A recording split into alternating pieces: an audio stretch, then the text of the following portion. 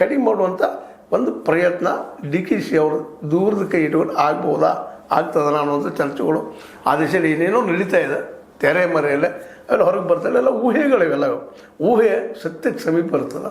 ಯಾಕಂದ್ರೆ ಯಾರೂ ತಮ್ಮ ವೈರಿಗಳನ್ನು ಬೆಳೆಸೋದಿಲ್ಲ. ಇದು ಸ್ವತಃ ಸತೀಶ್ ಅವ್ರಿಗೆ ಗೊತ್ತಿದ್ದಂಥ ವಿಷಯ ರಾಜಕೀಯದಲ್ಲೇ ಆ ಎಲ್ಲ ನೆಲೆಗಟ್ಟಿನಲ್ಲೇ. ಮತ್ತು ಇನ್ನೊಂದು ಏನಾಗ್ಯದಪ್ಪ ಅಂದರೆ ಇವತ್ತು ಹಿಂದಿನ ಪ್ರಮಾಣದಲ್ಲೇ ಸಿದ್ದರಾಮಯ್ಯನವರು ಸತೀಶ್ ಅವರ ಬೆಂಬಲಕ್ಕೆ ನಿಲ್ತಾರೆ ಅನ್ನುವಂಥದ್ದು ಹೇಳೋದು ಭಾಳ ಕಷ್ಟ. ಯಾಕಂದ್ರೆ ಸ್ವತಃ ಎಚ್ ಸಿ ಮಾದೇವಪ್ಪ ಇನ್ನೂ ಹೆಚ್ಚು ಅವರ ಆತ್ಮೀಯರು ಅವ್ರನ್ನ ಇವತ್ತು ಕ್ಯಾಬಿನೆಟ್ದಲ್ಲಿ ಸೇರಿಸ್ಲಿಕ್ಕೆ ಆಗ್ತಾ ಇಲ್ಲ ಅನ್ನೋಂಥ ಮಾತು ಕೇಳಿ ಬರ್ತಾ ಇದ್ದಾವೆ.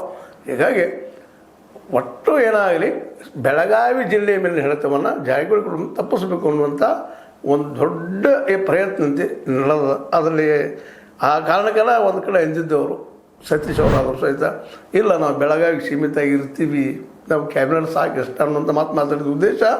ಯಾಕಂದರೆ ಇಲ್ಲಿ ತಮ್ಮ ಕ್ಷೇತ್ರ ತಮ್ಮ ಕೈ ಬಿಟ್ಟು ಹೋಗಬಾರ್ದು, ಬೆಳಗಾವಿಯಲ್ಲಿ ತಮ್ಮದೇ ಡಾಮಿನೆನ್ಸ್ ಉಳಿಬೇಕು ಅನ್ನುವಂಥ ಒಂದು ದೂರದೃಷ್ಟಿ. ತಮ್ಮ ಕ್ಷೇತ್ರ ತಮ್ಮ ಕೈಲಿದ್ದರೆ ಬೇಕಾದ ಮಾಡಲಿಕ್ಕೆ ಸಾಧ್ಯ ಅನ್ನುವಂಥ ಒಂದು ಖಚಿತ ಅಭಿಪ್ರಾಯ. ಅದಕ್ಕಾಗಿ ಬೆಳಗಾವಿ ಜಿಲ್ಲೆಗೆ ನಮ್ಮ ತೃಪ್ತಿ ಇದ್ದೀನಿ ಅನ್ನುವಂಥ ಮಾತು ಅವ್ರಿಗೆ ಆಯಿತು. ಅಧ್ಯಕ್ಷ ಆಗ್ಬೇಕಂತಿತ್ತು, ಆಗಲಿಲ್ಲ, ಆಯಿತು ಬೆಳಗಾವಿ ಜಿಲ್ಲೆ ಅದ ಅನ್ನುವಂಥ ಮಾತಿತ್ತು. ಆದರೆ ಅದಕ್ಕೆ ಇವತ್ತು ಏನಾದರೂ ಮಾಡಿ ಬೆಳಗಾವಿ ಜಿಲ್ಲೆಯಿಂದ ಅವರ ಹಿಡಿತವನ್ನು ಕಡಿಮೆ ಮಾಡಬೇಕು ಅನ್ನೋದು ಕತ್ತಿಯವರು. ಈಗ ತಿಕ್ಕಾಳ ಜೋರು ನೋಡೋ ಏನಾಗ್ಬೋದು 2022 ಹೊರಗೆ ಇನ್ನೂ ಟೈಮ್ ಅದ, ಬಟ್ ಇದು ನಡೆದೇನು ಸುಳ್ಳಲ್ಲ ಅನ್ನೋಂಥ ಮಾತುಗಳು ಅತ್ಯಂತ ನಂಬಲರ್ಹ ಮೂಲಗಳಿಂದ ಬರ್ತಾಯಿದ್ದವು.